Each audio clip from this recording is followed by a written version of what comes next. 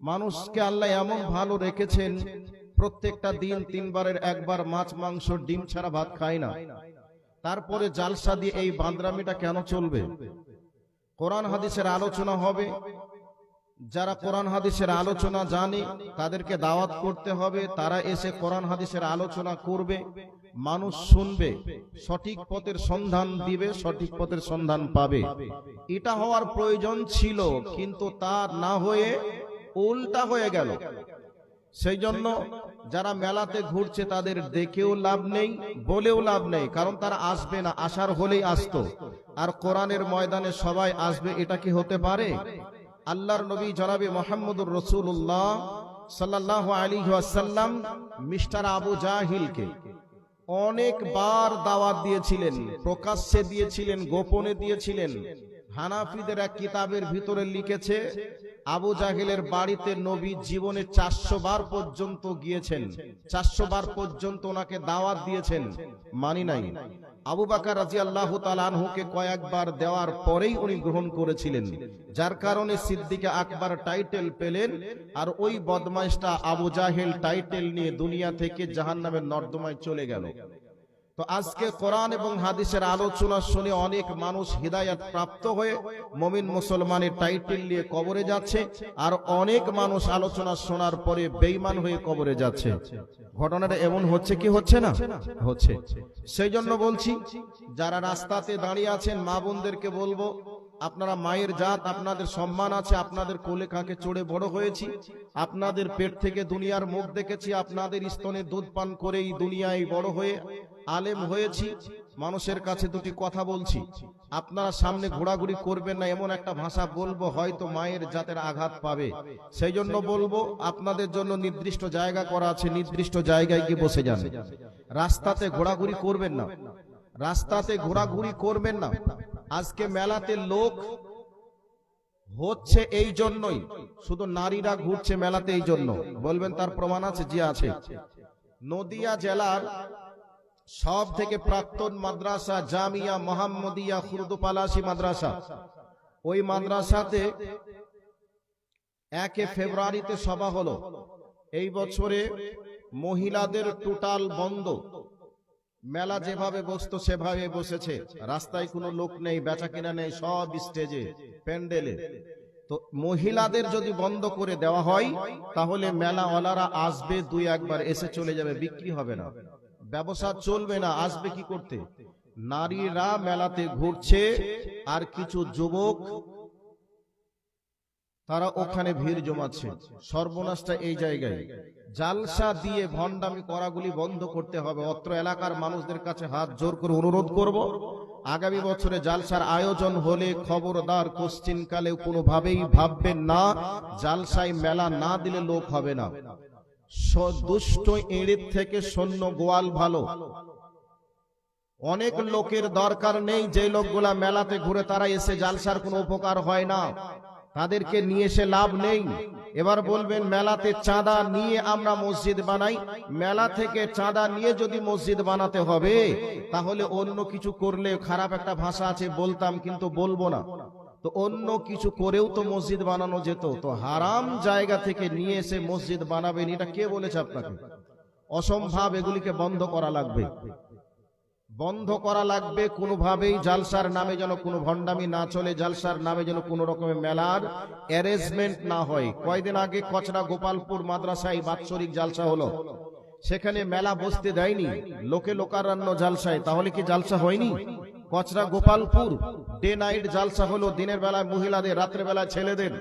আলহামদুলিল্লাহ, ওখানে 12টায় জালসা শেষ করার কথা। আমি লাস্ট বক্তা ছিলাম, আলোচনা করেছি, একেবারে 12:55 আমি নেমেছি। টার্গেট 12টা থেকে 12:15-20 শেষ হবে, কিন্তু 12:55 বাজছে, তারপরে লোক ছিল।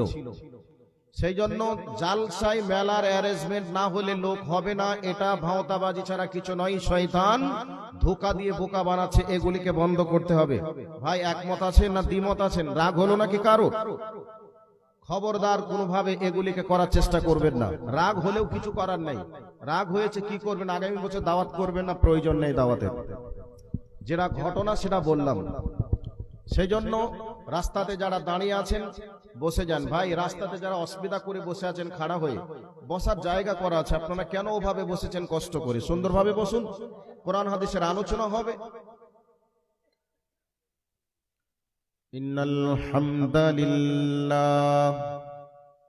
ইন্নাল হামদালিল্লাহি নাহমাদুহু ওয়া নাস্তাঈনুহু ওয়া নাস্তাগফিরুহু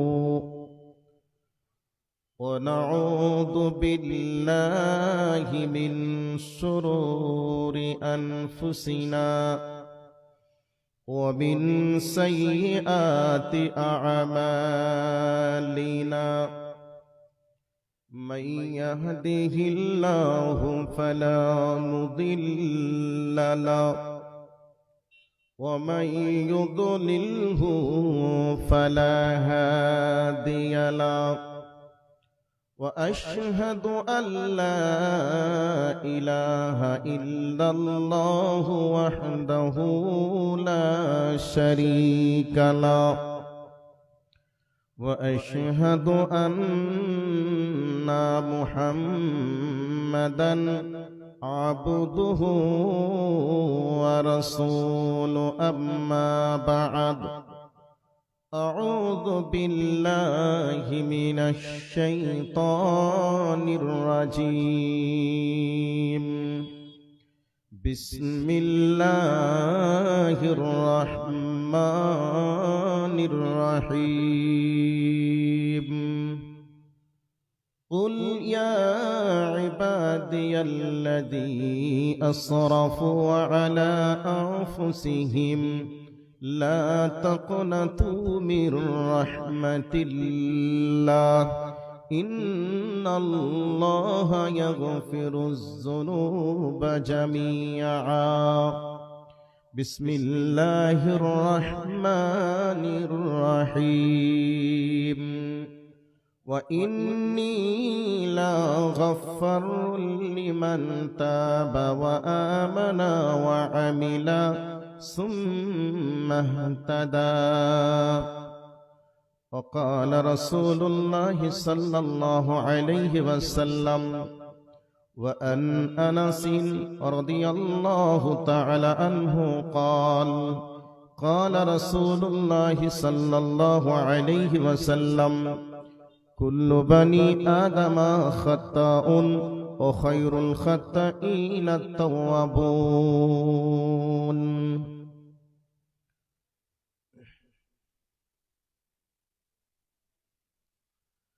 দোল দোলা দোলে মুখেতে হাসি রে, দোল দোলা দোলে মুখেতে হাসি রে, মা আমেনার কোলে ওই কে বাবসারে, দোল দোলা দোলে মুখেতে হাসি রে। ও বেটা তোমার আব্বা বেঁচে রইলে, বিদেশ থেকে আসতো ঘরে, আদর করে কোলে নিত যে তোরে, তোমার আব্বার কবর যাই না বুঝারে, দোল দোলা দোলে মুখেতে হাসি রে, দোল দোলা দোলে মুখেতে হাসি রে।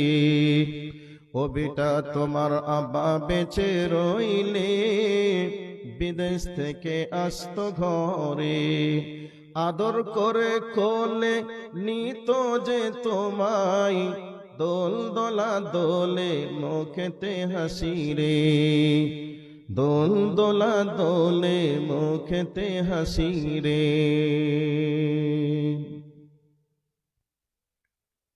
উপস্থিত চলমান সভার নির্বাচিত সুযোগ্য সভাপতি সাহেব, উপস্থিত সামনে বসে থাকা ইসলাম পিপাসিত শ্রোতা মণ্ডলী,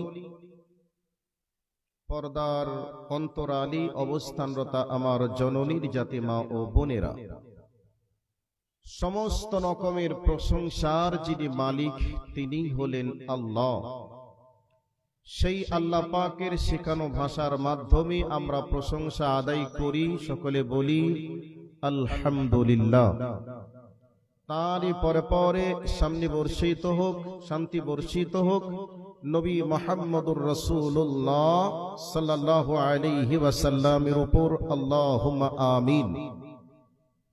ভাই, যেই মাসটি চলছে আরবিতে এই মাসটার নাম হচ্ছে শাবান মাস। সামনে যে মাস আসছে রমাদান মাস। রমাজান মাসকে ওয়েলকাম করার জন্য নবীজি এই মাসে সিয়াম বেশি করে রাখতেন এবং দান সাদকা বেশি বেশি করে করার চেষ্টাও করতেন। তবে শাবান আর রমাদান একই সঙ্গে লাগিয়ে তিনি সিয়াম পালন করার চেষ্টা করতেন না, মিডিলে গ্যাপ রেখেছেন। যাই হোক, সিয়াম পালন করার দিন শেষ হয়ে গেছে। এখন ওই মাসের জন্য প্রস্তুতি গ্রহণ করা লাগবে, বেশি বেশি করে দান এবং সাদকা করা লাগবে। নাম্বার 2, মা বোনদের উদ্দেশ্যে বলবো, কোরআনের তেলাওয়াত এখন থেকেই করার জন্য প্রস্তুতি গ্রহণ করুন। আমরা ছোটতে দেখতাম গ্রাম পাড়া মহল্লায় মা বোনদের কোরআন তেলাওয়াতের আওয়াজ গুনগুন করে কোরআনের তেলাওয়াত হচ্ছে, রাস্তাঘাট দিয়ে শোনা যেত। বর্তমান সময়ে কোরআন তেলাওয়াত বন্ধ হয়ে গেছে। এর আগে কোরআন তেলাওয়াত বন্ধ করেছিল টিভিতে, সিডিতে, এখন বন্ধ করেছে মিস্টার মোবাইলে। বিভিন্ন রকমের নাটকে, ফেসবুকে মা বোনরা ব্যস্ত হয়ে কোরআনের তেলাওয়াত থেকে দূরে চলে গেছে। একটু মিলিয়ে দেখুন কথাটা ঠিক হচ্ছে না ভুল হচ্ছে। মা বোনদেরকে বলবো, কোরআনের তেলাওয়াত শুরু করে দেন। দিন শেষে আমাকে আপনাকে চলে যেতে হবে না ফেরার দেশে। যেই দেশে গেলে আমরা ফিরে আসবো না, কেউ আসিনি, আমরাও আসবো না, ওই দেশের জন্য আমাদেরকে পাথেয় সঞ্চয় করা লাগবে। সেই জন্য প্রত্যেককেই চেষ্টা করা লাগবে আখিরাতের পাথেয় সঞ্চয় করার জন্য। এখন রমাজান সম্পর্কে দীর্ঘদিন থেকে আপনারা কোরআন হাদিসের আলোচনা শুনে এসেছেন, আজকেও হয়তোবা শুনেছেন। রমাজান সম্পর্কে বেশি কিছু বলবো না, সামান্য কয়েকটি কথা বলবো। রমাজান মাস আল্লাহ কেন দিয়েছেন, কারণ কি? রমাজান মাস আল্লাহ দিয়েছেন মানুষকে মুত্তাকি বানানোর জন্য, লাআল্লাকুম তাত্তাকুন, আল্লাহ ভীতি অর্জন করার জন্য আল্লাহ দিয়েছেন রমাজান মাস, সিয়ামের বিধান। আসলেই কি সিয়ামের বিধান শুধু আমাদের জন্যই, নাকি এর আগেও যত নবী ছিলেন ওই নবীদের জন্য এই সিয়ামের বিধান ছিল? জি ছিল। আল্লাহ পাক বলেছেন, ইয়া আইয়ুহাল্লাযীনা আমানু কুতিবা আলাইকুমুস সিয়াম কামা কুতিবা আলাল্লাযীনা মিন ক্বাবলিকুম লাআল্লাকুম তাত্তাকুন। হে ঈমানদারগণ, আমি তোমাদের উপরে সিয়ামকে ফরজ করলাম যেমন পূর্ববর্তী মানুষদের উপরে করেছিলাম। তবে কেন করেছি? যাতে করে তোমরা পরেশগারিতা অবলম্বন করতে পারো বা অর্জন করতে পারো। কোরআনের একটা আয়াত আপনাদেরকে শোনালাম। এখন এই বছরটা মিটি মিটি ঠান্ডা, দিনটা অনেক ছোট। এই বছরে হয়তো সিয়াম পালন করতে খুবই একটা কষ্ট মনে হবে না, কিন্তু বছর 2, 3, 4 আগে যেই কষ্ট মানুষ পেয়েছে, প্রচন্ড রোদের তাপ, লম্বা একটা দিন, 17, 17.5, 18 ঘন্টা না খেয়ে মানুষ কষ্ট পেয়েছিল। পেয়েছিল কি পাই নাই? পেয়েছিল। অনেক মানুষ এভাবে নাস্তিক মাইন্ডের যারা, তারা বলতো আল্লাহ কতটা জুলুম করেছে মানুষের উপরে। বাড়িতে খাবার আছে, টিউবওয়েলে পানি আছে, ফ্রিজে ঠান্ডা পানির ব্যবস্থা আছে, এর পরেও মানুষকে না খেতে দিয়ে আল্লাহ কি জুলুম করেননি? একথা মানুষকে বলতে শুনেছি। আসলেই কি আল্লাহ জুলুম করেছিটা মনে হয়? তামাম পৃথিবীর মানুষকে আল্লাহ যদি খেতে দেন বা দিচ্ছেন, মানুষ কেন গোটা পৃথিবীর কুল ও কায়নাতকে তিনি দিন রাত খেতে দিচ্ছেন, এরপরেও আল্লাহর ভান্ডারে কি কোনো অভাব হচ্ছে? হচ্ছে? হয় নাই, হবেও নাই। তবে আল্লাহ কেন মানুষকে না খেতে দিয়ে মানুষকে কষ্ট দেন? কারণ কি? যাদের অভাব নেই তারা তো ক্ষুধার যন্ত্রণা বুঝে না। যারা অভাবী তারা কত যন্ত্রণায় থাকে খাবারের, এই জ্ঞান উপলব্ধি করার জন্য একটা উদ্দেশ্যেই আল্লাহ সিয়াম ফরজ করেছেন। আমাদের খাবার আছে, ক্ষুধা নেই, তারপরেও আমরা খাই। আমাদের ছেলেরা খাবার খেতে চায় না, তারপরেও তাদেরকে আমরা জোর করে খাওয়াই। কিন্তু দেখা যাচ্ছে এমনও মানুষ আছে সে নিজে খেতে পায় না, তার ছেলেরা চোখের সামনে লটপট ধরপট করছে আর আম্মুকে বলছে, আম্মু ক্ষুধা লেগেছে, তুমি আমার দুটি খেতে দাও। এই অবস্থায় মা অসহায়ের মতো দর্শকের ভূমিকা পালন করেছে। নিজের পেটে খাবার নেই, এই জন্য স্তনের দুধও বার হয় না।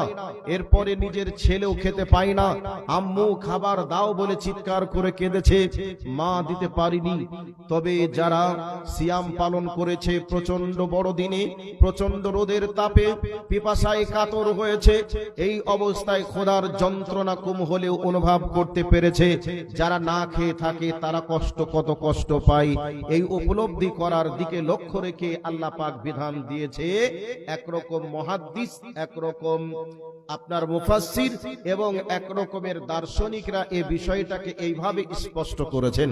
নাম্বার 2, যাতে করে মানুষ নিজেকে সংযত হতে পারে, সম্ভ্রম সংযত হতে পারে, এই জন্য আল্লাহ সিয়ামের বিধান দিয়েছেন। নাম্বার 3, র মিম দদ রমজ, এর অর্থ হচ্ছে পুড়িয়ে ছাই করা। কি পুড়িয়ে ছাই করা?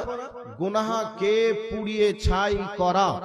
রমাদান মাস আল্লাহ দিয়েছে ইমানদারদের গুনাহ হলে গুনাহগুলি যাতে করে পুড়িয়ে ছাই হয়ে যায়, এই জন্য আল্লাহ রমাদান মাস তিনি দিয়েছেন। এ মর্মে নবী করিম সাল্লাল্লাহু আলাইহি ওয়াসাল্লাম বলেছেন, মান সামা রমাদানা ঈমানাও ওয়া ইহতিসাবান গুফিরা লাহু মা তাকাদ্দামা মিন যামবিহি। যেই ব্যক্তি ঈমানি হালাতে নেকির উদ্দেশ্যে সিয়াম পালন করবে, তার অতীতের পাপকে আল্লাহ ক্ষমা করবেন, মানে পাপগুলিকে আল্লাহ সুবহানাহু ওয়া তাআলা পুড়িয়ে ছাই করবেন। এই জন্য আল্লাহ পাক সিয়ামের বিধানটা আমাদের উপরে ফরজ করেছেন। ক্লিয়ার হচ্ছে কথা? কি বুঝে আসছে? তাহলে আর একটা পয়েন্ট আপনাকে দিচ্ছি। আল্লাহ মানুষের উপরে জুলুম করেছেন, এটা যারা বলে তাদের উত্তরটা দিচ্ছি, ভালো করে কান করে কথাটা শোনার চেষ্টা করবেন। যারা নাস্তিক মাইন্ডের আছে তাদেরকেও বোঝানোর জন্য দলিল হিসাবে কাজ করবে এই যুক্তিটা। কি? সোনা একটা দামি সম্পদ, তাই না? সোনা একটা দামি সম্পদ। ওই সোনাকে অলংকার হিসাবে মানুষ গ্রহণ করার পূর্বে সোনাকে আগুনের আঙ্গারে পুড়তে হয়, লোহার হাতুড়ির আঘাত খেতে হয়, তারপরে কিন্তু সোনার অলংকার তৈরি হয়। তারপরে মেয়েরা গলাতে পরিধান করে, হাতে চুড়ি হিসাবে পরিধান করে, নাকে কানে পরিধান করে। তবে ওই সোনাকে আগুনে যাওয়ার পূর্বে, হাতুড়ির আঘাত খাওয়ার পূর্বে কেউ কোনোদিন অলংকার হিসাবে পরিধান করে না। তাহলে অলংকার হিসাবে গড়তে গিয়ে তাকে আগুনে তাপ নিতে হয়েছে, লোহার হাতুড়ির বাড়ি খেতে হয়েছে, তারপরে সে সম্মান পেয়েছে। ঠিক আছে না কথা? এবার দেখুন, আল্লাহ পাক ঈমানদারদেরকে কষ্ট দিয়ে মুত্তাকি টাইটেল দিচ্ছেন যে, বান্দা আমি তোর মর্যাদা বৃদ্ধি করছি, আমি আল্লাহ তোর দাম সম্মানকে বাড়াচ্ছি, আমি আল্লাহ তোর জন্য একটা স্পেশাল জান্নাত রেডি করে রেখেছি। ওই জান্নাতের মধ্যে সিয়াম পালন করার কারণে সরাসরি জান্নাতের গেট থেকে ওয়েলকাম জানাবে, স্বাগতম জানাবে। আল্লাহর নবী বলেছেন, ফিল জান্নাতি সামানিয়াতা আবওয়াবিন মিনহা ইউসাম্মা রায়্যান লা ইয়াদখুলুহু ইল্লা সাইলুন। আল্লাহর নবী বলছেন জান্নাতের 8টি গেট রয়েছে, ওই গেটের মধ্যে একটা গেটের নাম হবে রাইয়ান। ওই রাইয়ান জান্নাতের মধ্যে কেউ প্রবেশ করতে পারবে না, তবে প্রবেশ করবে তারাই যারা সাইম, সিয়াম পালনকারী। তো সিয়াম পালনকারীদের মর্যাদা আল্লাহ বাড়ানোর জন্য আল্লাহ সিয়ামের বিধান দিয়েছেন, এত কষ্ট দিয়েছেন। এটা একটা দলিল দিলাম, একটা যুক্তি দিলাম। এবার চলে যাচ্ছি দুই নাম্বার দলিলে এবং 2 নাম্বার যুক্তিতে। যুক্তিটা কি? ইট তৈরি হওয়ার পূর্বে থাকে কাদা, মাটি। ওই মাটিটাকে পানিতে ভিজিয়ে পায়ে চটকিয়ে, মেশিনে করে চটকিয়ে তাকে নরম করে কাদা তৈরি করা হয়, পাক তৈরি করা হয়। কি বলেন আপনারা? কাদা বলেন? কাদা বলেন। তো কাদা তৈরি করা হয়, ওই কাদাটাকে আবার একটা ইটের ফার্মার ভিতরে ভরতে হয়। তো এখন ওই মাটিকে যখন ছানা হচ্ছে পানি দিয়ে, তখন বলছে মাটি দার্শনিকদের ভাষায়, আমি কি করলাম বলো তো? আমি শুকনা ছিলাম, ভালোই ছিলাম, কেন তুমি আমার উপরে পানি দিলে? তো পানি তো দিলে ঠিক আছে, তবে আমার উপরে তোমার চটকা চটকি করে লাভটা কি হচ্ছে? এরপরে তুমি আমাকে আবার একটা ইটের খাপের মধ্যে ভরছো, কি অপরাধ করেছি তুমি কি আমাকে বলবে? তখন দার্শনিকরা বলছে তোর দাম বাড়ানো হচ্ছে, তুই চিন্তা করিস না, একটু দাঁড়া। কি? ইটটাকে ফার্মার ভিতর থেকে বার করে রোদে শুকানো হলো। রোদে শুকিয়ে আবার ইটের ভাটার ভিতরে আগুনের তাপ দেওয়া হলো। এখন ও আগুনে পুড়ছে আর বলছে যে আমি কি অপরাধ করলাম, আমাকে এত কিছু করে আগুনে পোড়াচ্ছ? তখন বলছে তোর দাম বাড়াচ্ছি। কি দাম? তো বলছে তোর ওপরে 20 তলা বিল্ডিং হবে, তোর ওপরে 100 তলা বিল্ডিং হবে। ওই বিল্ডিং এ ভিআইপি লোকরা যাবে, ওখানে বসবাস করবে।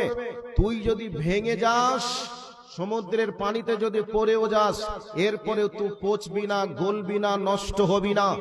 এরপরে তোর দামটা বাড়াচ্ছি কিভাবে জানিস?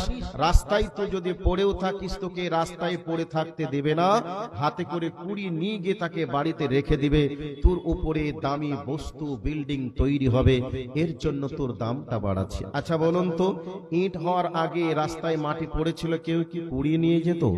আর ওই মাটি দিয়ে কি 20 তলা বিল্ডিং বানানো যাবে? তো বিল্ডিংটা বানানোর আগে, ইটটার দাম বাড়ানোর আগে তাকে কষ্ট পেতে হয়েছে, আগুনে পুড়তে হয়েছে। তো আল্লাহ ঈমানদারদেরকে কষ্ট দিয়ে মূলত তাদের দামকে বাড়াচ্ছেন, মুত্তাকি টাইটেল দিচ্ছেন, তাদের জন্য একটা জান্নাত রিজার্ভ করে রাখছেন। সরাসরি আমার জান্নাতের মধ্যে তোরা প্রবেশ করবি, আর আমি আল্লাহ তোদেরকে নিজ হাতে পুরস্কার বিতরণ করব। এই জন্য আমি আল্লাহ তোদেরকে না খেতে দিয়ে এত কষ্ট করে আমি আল্লাহ তোদেরকে থাকার বিধান দিয়েছি। যত আমল আমরা করব, সব আমলের প্রতিদান আল্লাহ পাক ফেরেশতাদের মাধ্যমে দেওয়ার জন্য তিনি ঘোষণা করবেন। তবে যেই দিন সিয়াম পালনকারী ব্যক্তিদেরকে আল্লাহ প্রতিদান দিবেন, তিনি নিজে হাতে দিবেন। সব প্রতিদানের পুরস্কারের কথা আল্লাহ রাসূল বলে দিয়েছেন, এর প্রতিদান এই হবে। তবে সিয়াম পালনকারী ব্যক্তির প্রতিদান কি হবে এখনো আল্লাহ পাক বলেননি, নবীজিও বলেননি। আল্লাহ কি পুরস্কার ঈমানদার বান্দাদেরকে দিবেন, এটা আল্লাহ পাকই ভালো জানেন। সামনে আসছে সেই পবিত্র মাহে রমজান মাস। আমরা এখন থেকেই সেই রমজান মাসের প্রস্তুতি গ্রহণ করার জন্য আমরা প্রাণপণ চেষ্টা করব। আমরা সিয়াম পালন করার পাশাপাশি আমরা কোরআনের তেলাওয়াত করব, আর প্রত্যেকটা দিন 10 টাকা হলেও চেষ্টা করবেন দান করা। প্রত্যেকটা দিন একটা রুটিন বানিয়ে নেবেন যে আমি প্রত্যেকটা দিন কমপক্ষে আমি 10টা টাকা দান করব। ফকিরকে হোক, মাদ্রাসাকে হোক, মসজিদকে হোক, আর কাউকে হোক, প্রত্যেককেই নিয়াত করবেন যে আমি 10 টাকা দেব কমপক্ষে। তাহলে 10 টাকা করে যদি দেওয়া হয়, তাহলে এক মাস 30 দিন হলে 300 টাকা হয়। তাই একটা গরিব খেটে খাওয়া মানুষও তো 10 টাকা করে 300 টাকা মাসে দেওয়া সম্ভব হবে। হবে কি হবে না? হবে। প্রত্যেককেই এটা চেষ্টা করবেন, বলি ইনশাআল্লাহ। আর প্রত্যেককেই কমপক্ষে 1 পারা করে কোরআনের তেলাওয়াত করবেন, যারা কোরআন জানেন। আর যারা জানেন না, তারা কমপক্ষে 1 আয়াত হলেও পড়া শিখবেন। যারা কোরআন একটু একটু পড়তে জানেন, 1 পাতা হলেও পড়বেন। যারা জানেন না, তারা একটা দুইটা অক্ষর হলেও শেখার চেষ্টা করুন। নবীজি বলেছেন, মান কারা আল কুরআন হারফান ফালাহু আশারা হাসানা, যে ব্যক্তি কোরআনের একটা অক্ষর পড়বে তার আমল নামাতে 10 নেকি লেখা হবে। তবে আলিফ লাম মিম তিনটি মিলে একটা অক্ষর নয়, বরং আলিফ এক শব্দ, লাম এক শব্দ, মিম আর এক শব্দ। তাহলে তিনটে শব্দ আপনি পড়লেন, 3 10 30 নেকি আপনার আমল নামাতে জমা হলো। এতটা নেকি উপার্জন করার মাস আসছে সামনে।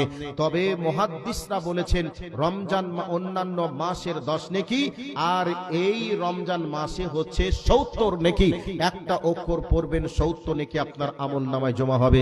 তাহলে ইবাদতের মাস, আমাদের সম্ভ্রমশীল হওয়ার একটা মাস, আল্লাহর নৈকট্য লাভ হওয়ার একটা মাস আমাদের সামনে আসছে। এই মাসটাকে আমরা যথাসাধ্য আমরা মূল্যায়ন করার চেষ্টা করব। আল্লাহ আমাদেরকে কবুল করে, বলি আমিন। আচ্ছা, এভাবে কথা বললে কারো কোনো অসুবিধা হচ্ছে না তো? বুঝে আসছে কথা? আচ্ছা, যদি বুঝে আসে তাহলে ভালো। তাহলে এই বিষয়টা আমি ক্লোজ করে দিলাম, আর বলবো না এই বিষয়ে, যেহেতু আগে বলেছেন। এখনো সামনে রমজান মাস আসছে, অনেক আলেম আলোচনা করবেন, ইমামরা বক্তব্য রাখবেন। তবে আপনাদেরকে প্রস্তুতির জন্য একটু দিলাম। আশা করি সকলেই এতটুকু জ্ঞান নিয়ে যদি বাড়ি যান, আজকের সভা সার্থক। এবার চলে আসুন যে বিষয়ে কথা বলবো। সামনে যে মাসটা আসছে নিষ্পাপ হওয়ার মাস, আমরা সকলে নিষ্পাপ হওয়ার জন্য চেষ্টা করব। এবার চলে আসি কোরআন থেকে। তওবা আমরা করব। তো এবার অনেক মানুষ, অনেক মুফতি সাহেব চায়ের দোকানে বসে থাকে, তারা এভাবে বলে যে এই ব্যক্তি এত অপরাধ করেছে, এই ব্যক্তির তওবা যদি আল্লাহ কবুল করে, এই ব্যক্তিকে যদি আল্লাহ মাফ করে, তাহলে পাশের গ্রামে ছোটন দাস আছে, ওই দাসটাকেও আল্লাহ মাফ করবে। তোর মতো অপরাধী যদি জান্নাতে যায়, তাহলে ছোটন দাস কেন জান্নাতে যাবে না? এই কথা অনেক মুফতি সাহেবকে বলতে আমরা শুনি। বলে কি বলে না? বলে না ভাই, বলে। তো আল্লাহ যদি মাফ করে, আমার আপনার কিছু করার আছে? গোটা পৃথিবীর ইমানদারগুলিকে আল্লাহ জাহান্নামে ভরে দিতেও পারে, আমাদের কিছু করার নেই। গোটা পৃথিবীর বেঈমানগুলিকে আল্লাহ জান্নাতে দিতেও পারেন, তাও কিছু করার নেই। তবে আল্লাহ করবেন না। আল্লাহ ইমানদারদেরকে জান্নাতে দিবেন, বেঈমানদেরকে জাহান্নামে দিবেন।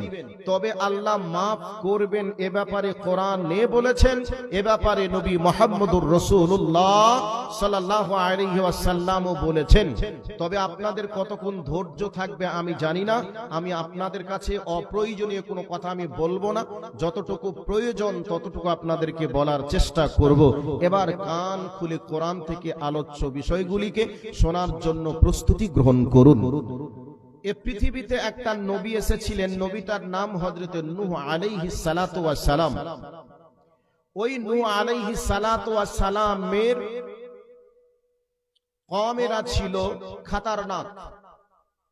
হযরত নূহ আলাইহিস সালাতু ওয়াস সালাম তিনি তিনার কওমকে বলেছিলেন, ইয়া কওমি আনি'বুদুল্লাহ ওয়াত্তাকুহু ওয়া আতিউন, হে আমার গোত্রের মানুষেরা, আনি'বুদুল্লাহ আল্লাহর ইবাদত করো, ওয়াত্তাকুহু আল্লাহকে ভয় করো, ওয়া আতিউন আমার অনুকরণ করো।